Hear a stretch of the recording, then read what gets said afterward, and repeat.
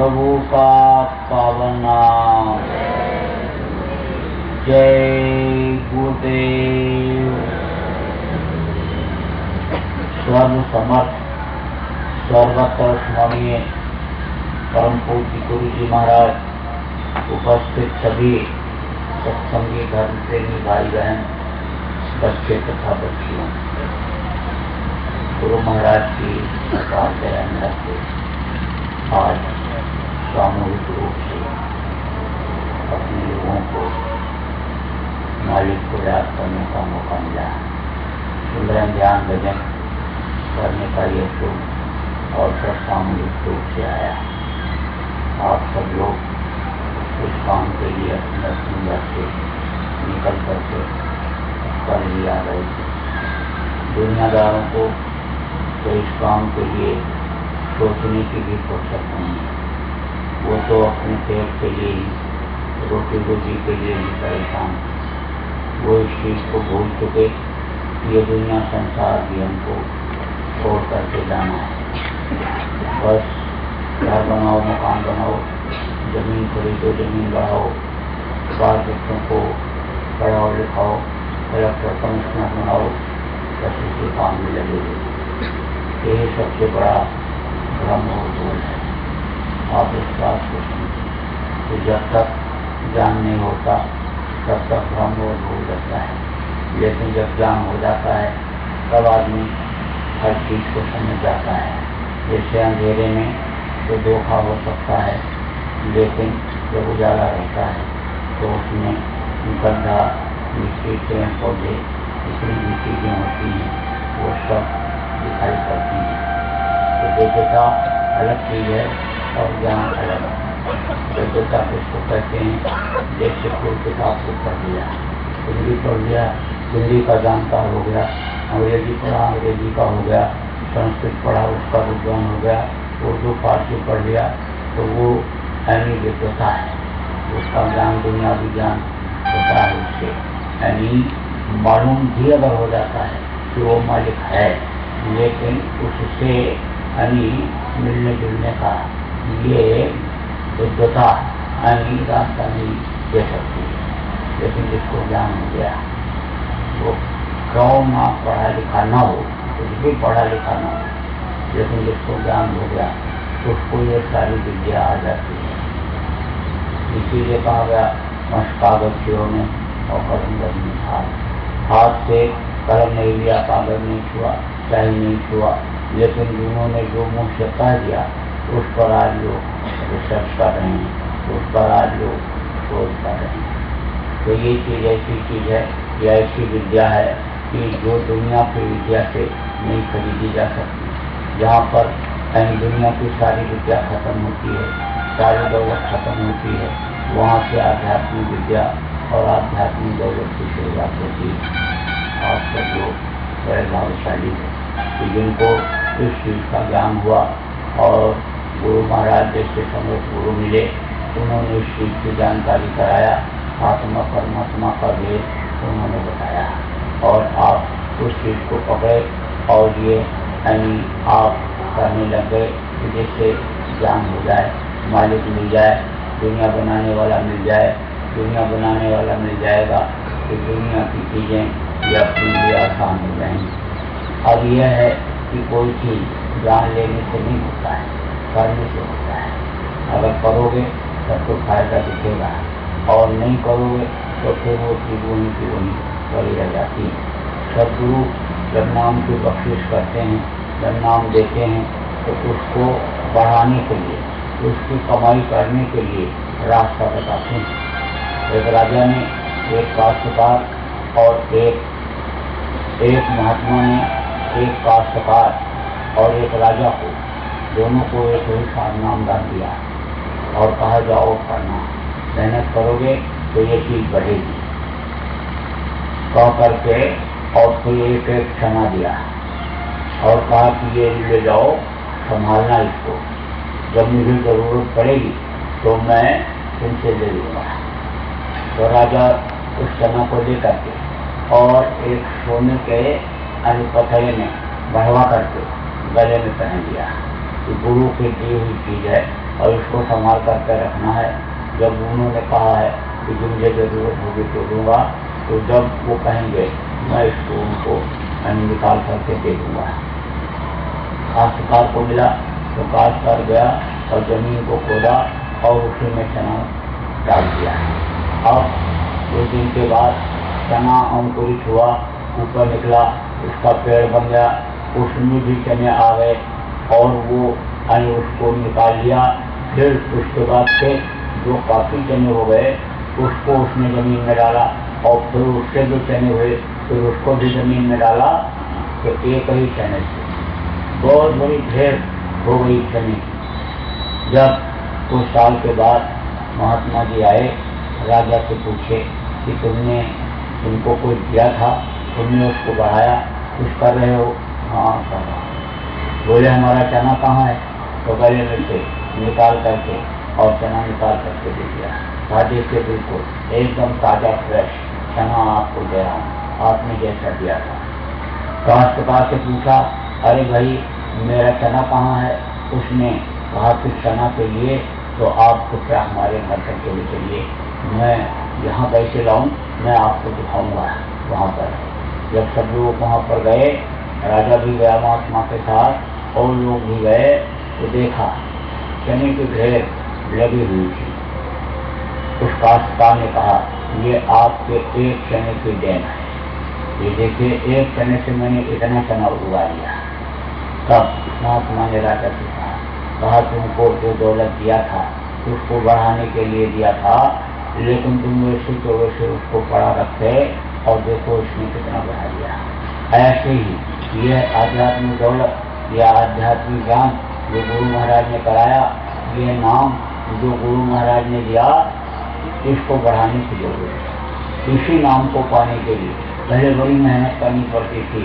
प्रथम जन्म गुरु भक्ति कर, दूसरा जन्म में नाम, तीसरा जन्म में मुक्त पद, चौथे में नाम। पहले जन्म में गुरु भक्ति कराते, दूसरे में ये नाम देते, तीसरे में कहीं स्वर्ग और वैकुंठ तक ये जीवात्मा पहुँचती और चौथा जन्म जब लेना पड़ता तब ये जीवात्मा अपने घर, अपने वतन, अपने मालिक के पास पहुँचा करती थी। तो अब आप इस बात को समझ कि गुरु महाराज ने दे दिया और गुरु महाराज चाहते कि ये एक ही जन्म में पार हो जाए। एक निशाना, हम आए हुए देश से जहाँ तुम्हारा धाम और तुमको घर पहुँचाऊंगा, एक हमारा काम, एक लक्ष्य उद्देश्य कि हम तुमको तुम्हारे घर पहुँचा दें। जन्म मरण से छुट्टी पा जाओ, नर्क से छुट्टी पा जाओ, चौरासी से छुट्टी पा जाओ, फिर उस दुख के संसार में दुख झेलने के लिए फिर न आना पड़े। तो गुरु महाराज ने इसलिए रास्ता भी बताया और रास्ते को भी चलाया, बुला बुला करके ध्यान भजन अपने सामने करवाया और कितने लोगों ने जिन्होंने किया उनको पार कर दिया, निकल गए। और वो इस दुख के संसार में दुख झेलने के लिए आने वाले नहीं। इसलिए आप सब लोगों को भी इस शरीर के रहते रहते अपना काम बनाना है। ये दुनिया का जितना भी काम है ये कोई अपना काम नहीं है, ये तो यही का काम है और यही के लोगों को यानी ये काम आने वाली चीज है।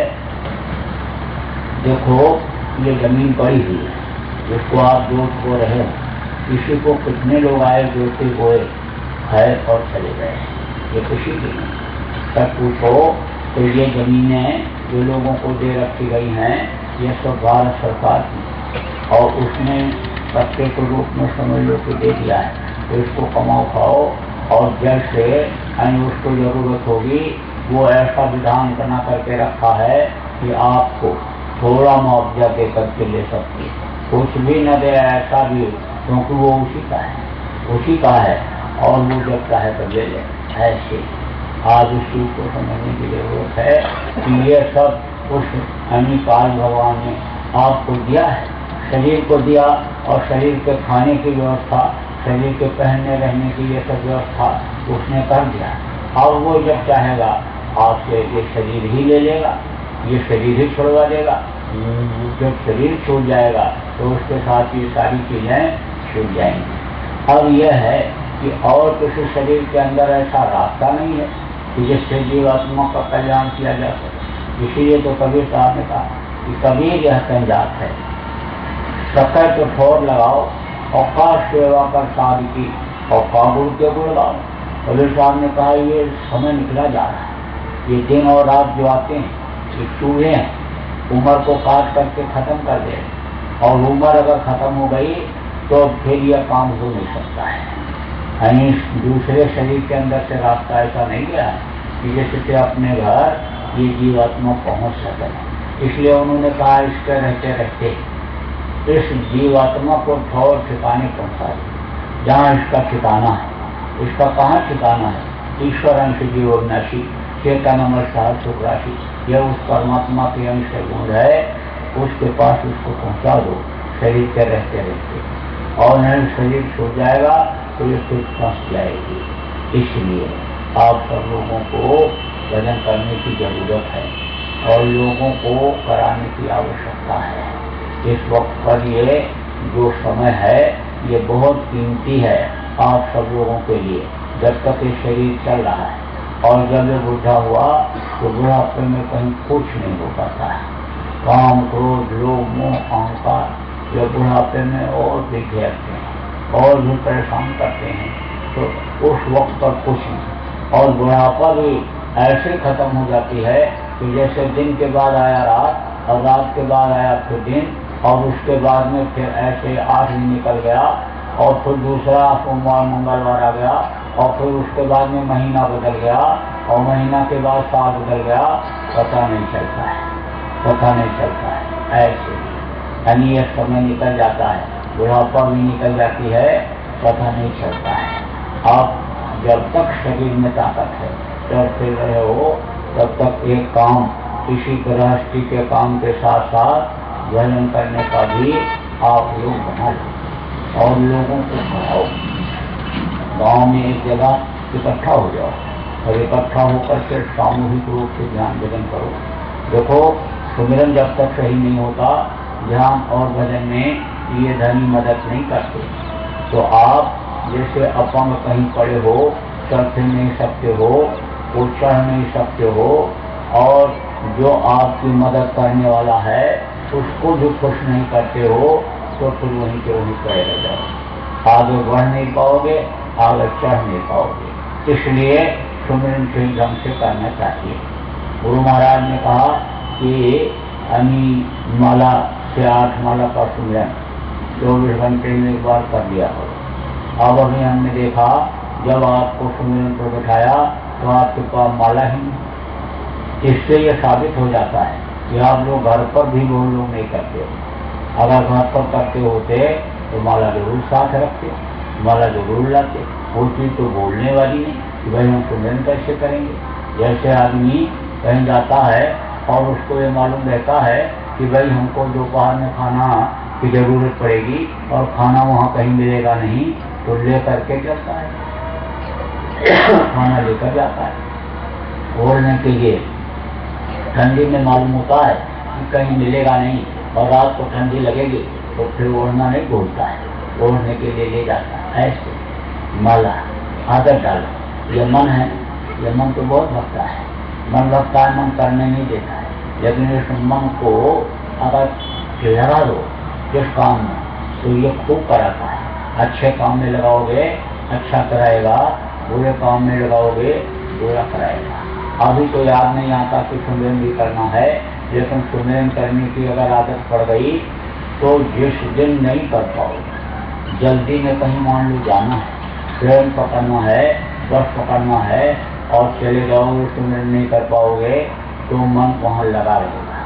शाम को जब पहुँचोगे तब सुमिरन करोगे, मन लगा रहेगा। ऐसे इसको लगाने की जरूरत है। इसके नाम को लो, उसके रूप को याद करो। इधर उधर जब मन चला जाता है और उनके नाम को लो, रूप को याद न करो, तब फिर सुमिरन नहीं करता है, फिर ये ढनी कुछ नहीं होती। अब उसके लिए गुरु महाराज ने रास्ता निकाल दिया। रास्ता क्या निकाल दिया कि शाम को सब लोग गांव में एक जगह इकट्ठा हो जाओ। इकट्ठा होकर करोगे तो 1 घंटा बैठोगे और ऐसे घर में 10 मिनट बैठे और फिर आलस आ गया सो, फिर कोई पूछने वाला नहीं कि तुमने सुमिरन किया, ध्यान किया, भजन किया कि नहीं किया। लड़के के हाथ पैर धोने की बात तो माँ पूछती है कि तुमने मंजन किया, मुंह धोया, हाथ पैर धोया कि नहीं धोया, ऐसे खाने के लिए आए, उसके लिए तो पूछती है। लेकिन ये नहीं पूछते हमको कि सुमिरन किया कि नहीं किया। घंटों बाद टेलीफोन पर होता रहता है और सब फिजूल की बात, जो बनाया और खा लिया। उसके बाद आज करेला बनाया, आज पनीर बनाया, आज पराठा बनाया, आज ये किया, ये सब बातें टेलीफोन पर होती रहती हैं। बिल बढ़ता जाता है, पैसा खर्चा होता जाता, लेकिन कोई ये पूछता है कि आज तुमने सुमिरन किया कि नहीं किया, ध्यान कितनी देर किया, भजन कितनी देर किया, ये कोई पूछने वाला नहीं। लेकिन जहाँ पर लोग शाम को इकट्ठा होकर के ध्यान भजन करते हैं, वहाँ पर पूछताछ भी होती है, भाई कल क्यों नहीं आए थे, अरे आ जाए। अब जब आने लगेगा और मन लगेगा उसका, ऊपरी लोकों में जीवात्मा जाने लगेगी, तो जो बुला करके लाएगा उसको भी लाभ मिलता है। कोई बुला करके ले गया, इसके गांव में जो सत्संगी हैं, आप 3 गांव के हो, एक जगह पर कोई स्थान निश्चित कर लो, यहाँ पर ध्यान भजन हम रोज करेंगे। एक आदमी आप में से तैयार हो जाओ कि हम अपने यहाँ ध्यान भजन लोगों को कराएंगे, और एक आदमी तैयार हो जाओ कि हम सबको बुला बुला करके लाएंगे। तो अभी वहाँ पर जहाँ पर ध्यान भजन का केंद्र रहेगा, वहाँ पर लोग आने लगेंगे, बुला करके जब लाओगे और बैठेंगे, और जीवात्मा ऊपरी लोकों में जाएगी, आनंद पाएगी, आशीर्वाद देगी। जैसे किसी भूखे को रोटी खिला दो, प्यासे को पानी पिला दो, तो आशीर्वाद देता है, कहता धन से, पुत्र से, परिवार से, फलों फूलों क्या क्या बोलता है। ऐसे ही इस जीवात्मा का भोजन क्या है? शब्द। उसका आहार उसको मिला ही नहीं, बहुत दिनों से भूखी है। अब ये जब ऊपर जाएगी, देवी देवता का दर्शन करेगी, स्वर्ग वैकुंठ में जाएगी, अनाहत वेदवाणी जो 24 घंटे हो रही उसको सुनेगी, आशीर्वाद देगी। इनकी वजह से हमको ये सुख या आनंद मिल रहा है। तो ये काम आप लोग करो और कराओ। इस समय तो इस बात की जरूरत है। तो साहब ने कहा कबीर या संजाप है, कतः कठोर लगाओ, अपका सेवा कर साध की। अपका धूप के बोलेगा, यही साध की सेवा है। साध की सेवा उन्होंने कहा, साधु की नहीं। कपड़ा रंग लिए, दाढ़ी बाल बढ़ा लिए, तो बड़े साधु बन गए। अब लोगों ने सोचा इनको पूरी मिठाई खिलाओगे तो ये मस्त हो जाएंगे, तो वो हमको लाभ मिल जाएगा। लाभ तो मिल जाता है, रोटी खिलाना, पानी पिलाना, और किसी को बीमार है दवा करा देना, इसका सबका लाभ मिल जाता है। तो इससे क्या बनता है? फूल बनता है। लेकिन फूल इकट्ठा होता है जब, तो कहाँ जाती है जीवात्मा ये शरीर छोड़ने के बाद? स्वर्ग और वैकुंठ। लेकिन उसके ऊपर भी लोग हैं, ब्रह्मपाल, ब्रह्मकाल, महाकाल, बहुत से लोग, इनमें नहीं जा सकते जीवात्मा। इनको फूल छीड़े मृत्यु लोक। जब फूल छीड़े हो जाएगा तो मृत्यु लोक में आना ही पड़ेगा। अब आज ये समझ लो कि पाप करोगे नरक जाओ और पुण्य करोगे स्वर्ग जाओ। लेकिन जब अपने घर, अपने वतन, अपने मालिक के पास नहीं पहुंच सकते, तो फिर आप समझो कि वो उससे कोई फायदा नहीं हुआ। अब आप ये समझ लो कि आपके हाथ में हथकड़ी लगा दी जाए तो आप बंधन में हो गए। अब चाहे लोहे की हथकड़ी हो और चाहे सोने की हो, हथकड़ी तो हथकड़ी है। किसी के हाथ में सोने की हथकड़ी लगाई जाए तो भी वो बंधन में, और लोहे की हथकड़ी लगाई जाए तो भी बंधन में। तो कहा गया पाप पुण्य जब दोनों नाश हो और तब पावे खुलता। जब तक पाप पुण्य नष्ट नहीं होंगे तब तक अपना वतन, अपना घर, अपना मालिक मिलने वाला नहीं। तो ये काम तो ठीक है, गृहस्थ का ये धर्म है। ये आओ बैठो पियो पानी, कोई आवे बैठाओ और उसको पानी पिलाओ, रोटी खिलाओ। आतिथ्य देवो भव, यानी दरवाजे पर कोई आ गया उसको रोटी खिला दो, पानी पिला दो। वो तो एक पुण्य का काम है, वो तो एक पुण्य है। लेकिन उससे इस जीवात्मा का कोई ताल्लुक नहीं। जीवात्मा का कल्याण उससे नहीं हो सकता है। जीवात्मा का कल्याण तो इसी से होगा, ध्यान से, भजन से, इसी सूरत शब्द योग की साधना से। क्योंकि ये सारा संसार, ये सारी दुनिया, ये शब्द से ही बनी हुई है, शब्द से ही ये बनी हुई है, शब्द से ही ये जीवात्मा उतरी, और शब्द को पकड़ करके ही ये जा सकती है। आप उस बात को समझो कि जब महाप्रलय होने को होता है तो उस वक्त पर दुनिया में कुछ नहीं लगता है, उस समय पर सूखा पड़ जाता है। सूखा पड़ जाता है तो अन्न की भारी कमी हो जाती है। फिर उसके बाद जब अन्न की कमी हुई तो लोग पेड़ की पत्तियों को, छाल को खाने लगते हैं, और वो भी जब खत्म हो जाए तब लोग जानवरों को मार मार करके खाते हैं। जानवर भी खत्म हो जाते तो आदमी आदमी को मार के खा जाता है। और जब वो भी इस तरह की स्थिति होती है कि आदमी, उसको आदमी भी जल्दी नहीं मिलते, बचने की कोशिश करते हैं कि कोई मार के न खा जाए, तब आदमी भूखा रह करके और बेहोश होकर के देख जाता है। एक दूसरे को ऐसे देखते हैं, ऐसे देखते हैं, मदद नहीं कर सकते। जैसे समझ लो कि कहीं लड़ाई हुई और फौज में फौजी वो गोली लग गई, पैर कर गया, हाथ कर गया, मार के अब ऐसे पड़े रहे, उठाने वाला कोई और आता, एक दूसरे की मदद नहीं कर सकते। ऐसे फौजी अगर कहीं दिखाई पड़ जाए, रास्ते में जा रहा है और पैदल जा रहा है और फौजी सवारी लेकर जा रहा है, तो फौजी को उठा लेता है और घर तक पहुँचा देता है, कितनी मदद करते हैं। लेकिन वहाँ कोई किसी की मदद नहीं कर सकता, कोई नहीं कर सकता उस समय। ऐसे ही उस वक्त पर कोई मदद नहीं कर सकता। अब ये जो जमीन है ये बिल्कुल भूरी हो जाती है, पृथ्वी तत्व है, वो तत्व नष्ट हो जाता है। तो बड़े बड़े पत्थर, पहाड़ को ऐसे हाथ में ले लो और रगड़ दो, तो सीमेंट से जो मिलाया, सीमेंट से। फिर उसके बाद यानी जल का शोषण होता है, पृथ्वी तत्व खत्म होता है, तो जल का शोषण होता है। तो ये जो जल के अंदर के जीव हैं ये सब तड़प करके मरते हैं, फिर जल नहीं रह जाता। और उसके बाद में फिर अग्नि का शोषण, फिर वायु का शोषण और फिर आकाश का शोषण। ये जो 5 तत्व हैं, जल, पृथ्वी, अग्नि, वायु और आकाश, क्षित जल पावक गगन समीरा पंचरचितिया दम शरीरा, ये 5 तत्व अन्य खत्म हो जाए तो आदमी के रहने का कोई सवाल ही नहीं होता।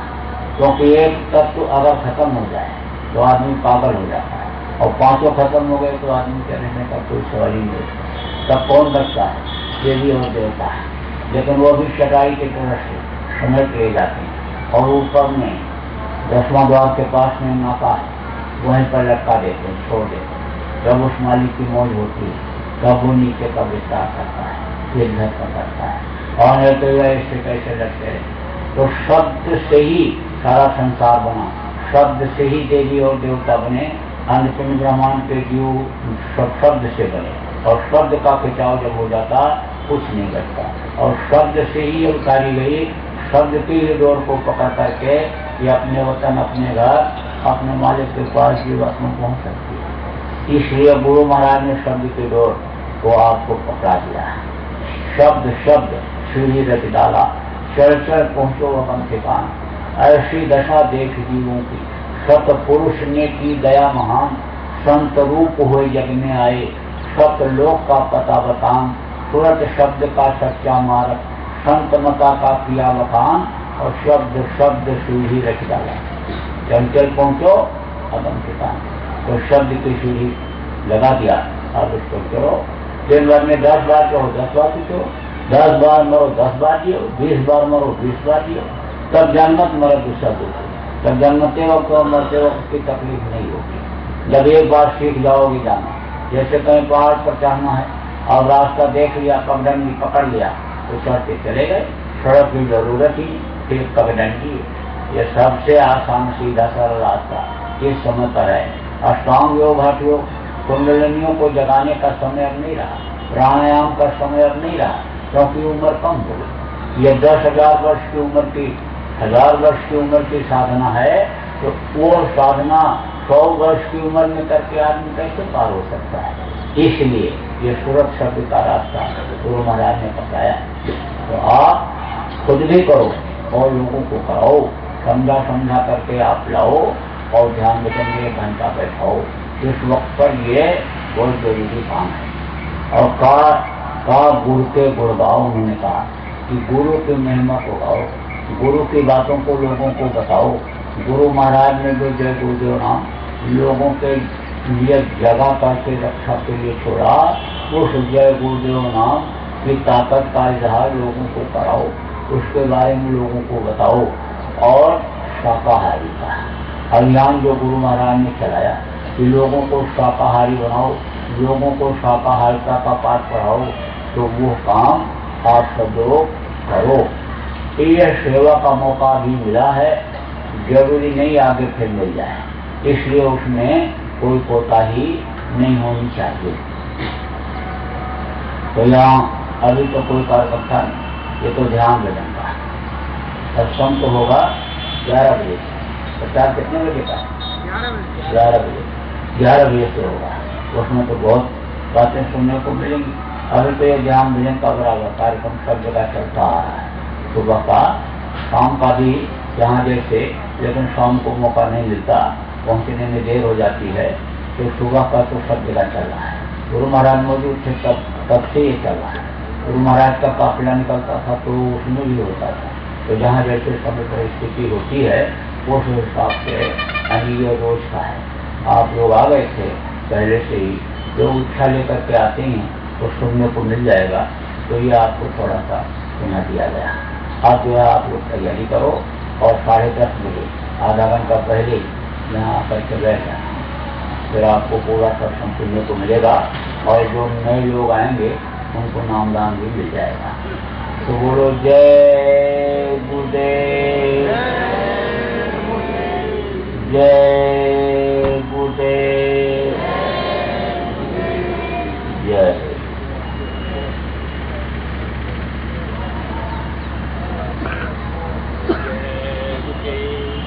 भाई लोग झोला लेकर के आ रहे हैं, जो भी भेंट सेवा देना हो झोले में दे दीजिए।